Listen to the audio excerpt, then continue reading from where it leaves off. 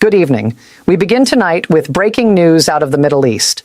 The diplomatic channels have completely collapsed. Tonight, Iran has instantly and publicly rejected President Donald Trump's proposal to end the war, calling the American offer nothing more than a demand for surrender. For the past several days, the Trump administration has been using intermediaries in Egypt and Pakistan to try and open a line of communication with Tehran. But the response from Iran is a flat refusal. Not only did they reject the deal, but they also made it clear who they will not speak to. Iranian officials stated they will not hold any negotiations with U.S. envoys Jared Kushner or Steve Witkoff, labeling them backstabbing negotiators. Instead, Iran has put forward its own set of demands. They are telling the White House that if the United States wants to talk about ending this conflict, the Trump administration must first agree to a very specific list of terms. These terms are a complete non-starter for Washington. First, Iran is demanding the closure of all United States military bases in the Gulf region. Second, they want a new framework for the Strait of Hormuz. Under this plan, Iran would collect transit fees from every ship that passes through the waterway, similar to how Egypt operates the Suez Canal. Furthermore, Iran is demanding an end to all international sanctions. They are requiring Israel to halt all operations against Hezbollah in Lebanon. They are refusing to allow any discussions regarding their ballistic missile program. And finally, they want guaranteed assurances that the U.S. and Israel will never launch another strike on Iranian soil. The message from Tehran was blunt.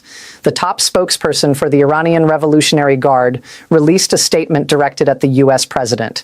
He said, "You have reached a stage where you are now negotiating with yourselves. Do not call your defeat an agreement." The spokesperson told the U.S. to stop proposing nonsense and stop pretending that negotiations are taking place. He added that the West will not see their investments in the region return, and they will never see the former price of oil and energy again. This aggressive response comes after the U.S. floated a 30-day ceasefire and a 15-point plan. The American proposal demanded that Iran completely dismantle its nuclear capabilities, stop all uranium enrichment, and hand over 450 kilograms of highly enriched uranium to the United Nations watchdog. The U.S. also demanded the dismantling of the Natanz, Isfahan, and Fordow nuclear facilities that President Trump previously claimed the military had already obliterated. The plan required Iran to abandon its regional proxy groups, keep the Strait of Hormuz completely open, and restrict its missile programs solely to self-defense. In exchange, the U.S. offered to lift sanctions and help Iran with civilian electricity generation. But Iran sees the 30-day ceasefire offer as a military trick. Tehran's leadership stated they believe Trump and Prime Minister Benjamin Netanyahu only want a pause in the fighting to rebuild their stockpiles of munitions and interceptors before launching a new wave of attacks. While the politicians argue the real-world consequences are hitting fast, the global energy market is buckling.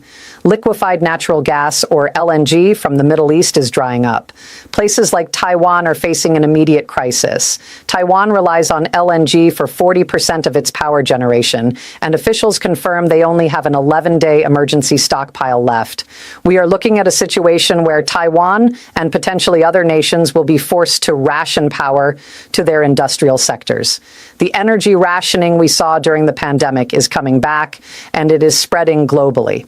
At the same time, Iran is trying to capitalize on the chaos to reshape the Middle East. The spokesman for the Iranian armed forces released a statement in Arabic today, making a direct pitch to neighboring Arab nations. He told them they do not need a country thousands of miles away to ensure their security. He accused the United States of viewing Islamic countries as cash cows and urged Arab leaders to learn from the military defeats of 1967 and 1973 by forming a comprehensive unified defense alliance without American involvement. There are also unconfirmed leaks to the American media suggesting Iran might prefer negotiating with Vice President J.D. Vance. However, Tehran has not confirmed this, and military analysts believe it might just be noise coming out of Washington to distract from the lack of progress. Because on the ground, the situation is only escalating. U.S. troops are pushing forward. Elite paratrooper units from the 82nd Airborne Division are heading to the region. The Pentagon has also deployed 5,000 Marines. The Marine Expeditionary Unit aboard the USS Tripoli is scheduled to arrive in the Middle East on Friday.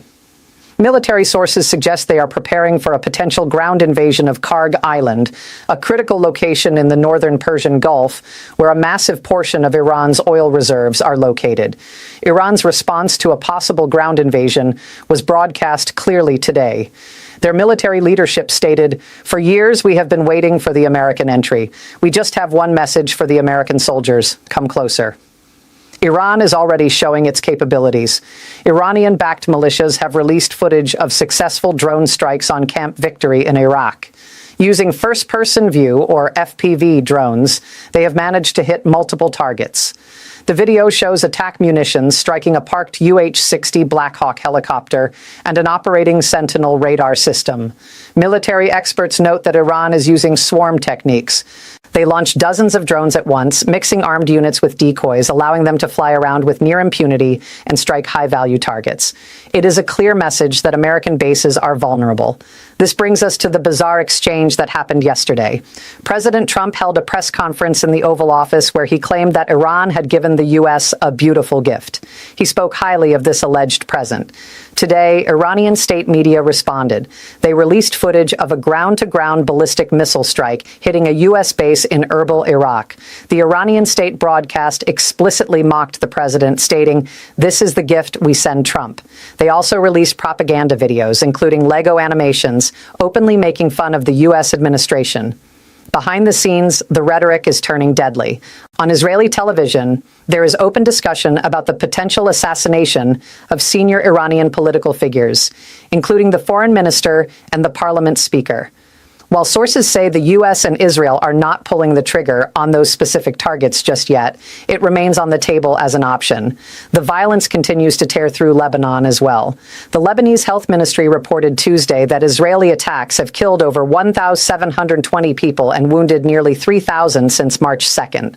Over the last 24 hours, entire blocks in Beirut have been reduced to rubble, with dozens more killed. Back home, financial analysts are raising red flags about market manipulation. Yesterday, when the president talked about a month-long ceasefire, oil prices temporarily dropped down to $86.50 a barrel. But as Iran quickly pointed out, there was no ceasefire. Critics are accusing the administration of floating fake peace deals to artificially pump the markets, only for the reality of the war to crash them days later. Finally, there is the human element. Just 2 months ago, hundreds of thousands of pro-democracy protesters filled the streets of Iran. The president promised them the United States had their back, but no help came, and thousands were killed in a brutal government crackdown. Now, as the administration tries to negotiate directly with the very regime that killed those